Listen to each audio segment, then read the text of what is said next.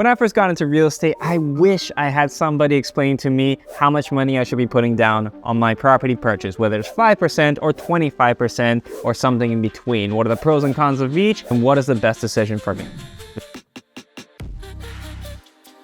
What's going on, everybody? My name is Andrew, and buying a property is one of the biggest decisions for a lot of people. You need to have an understanding of down payments. How much should you be putting? Because there's a lot of information out there. You have realtors giving advice, you have mortgage agents giving advice, but not all of them are going to understand you and what it is that you need based off of your life and financial requirements. The first thing I want you to understand is that, generally speaking, when it comes to properties that are under $500,000, you can qualify for mortgages with 5% down. You can't do this for investment properties, and you can't do this for properties that are over $1 million. What about properties that are between $500,000 and $1 million? That bracket of price point is going to require a 10% down payment. 5% down for anything under $500,000. You have an extra 10% on top of the 5%, $500,000 and $1 million, and then $1 million is 20% down. It doesn't matter what the circumstances are. Now, this 20% down also applies to all properties that are considered or deemed investment properties. I want to start off first with some ground rules so we can get rid of any misconceptions here. Mortgage down payments basically work in certain increments. You can go as low as 5% down on the down payment. You can go 10%, 20%, 25%, and the banks may ask you for a different down payment depending on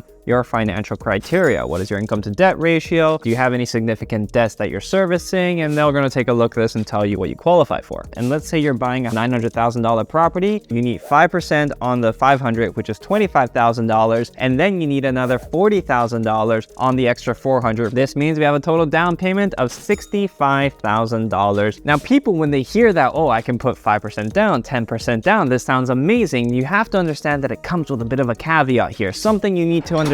A very special tool that allows you to purchase property with less money down, that is CMHC or some kind of insurance. So what are some of the pros and cons to putting under 20% down? The pros are that you just don't need as much of a down payment, which means you can potentially buy the property sooner rather than later if you're trying to save for 20% down. You don't wait to get into real estate. You get into real estate and wait, because you don't want to be chasing the market. You want to be riding it, for better or for worse, really. Now, if you are in a position to put 20% down, a more traditional down payment, you'll be able to get lower monthly payments, and you'll have the potential to access your HELOC or a line of credit or a refinance should you decide to pull any money out later. But the downside of it, which is the reason why a lot of people take advantage of putting the lesser down, 5% or 10% down on a property, is really that you don't have to wait so long in order to buy a property. Monthly payments with interest rates the way that they are, if we can count on getting a mortgage interest rate of 4.75%, and we buy a $900,000 property, and on this property we put $65,000 down, and we had CMHC, our mortgage is going to be roughly $5,000 a month. If you were able to put 20% down, which is $180,000, your monthly mortgage payments are going to be about $4,200, $800 or so cheaper if you put in $115,000 more. When it comes to investments, you have a bit of a business decision to make here as to what is appropriate for you to do. But when it comes to your living conditions, how much money you have in your pocket, you have to measure the difference that you see between saving to put that full 20% down versus putting an extra $1,000 a month towards the mortgage over the course of your amortization period. But with that all being said, now the question is, what should you do? In my opinion, if it's in your cards to put the minimum down, put the minimum down and use the financial circumstance to tailor your business plan. So if you can put 5% down, hold a nice property for however long, and that can be your primary residence, and the numbers work out, go for it. But if this property doesn't make sense to you right now, with interest rates the way they are, if you can find solid rental units, you can afford to save considerably. So you need to measure out the difference, but don't let the market outpace you. So I hope that helps you out. If you have any questions or you want to know more about how to get into real estate and how to buy your property, make sure to message us. We'll leave some information in the description below. Until next time, like this video, subscribe to our channel, and we'll see you on the next one.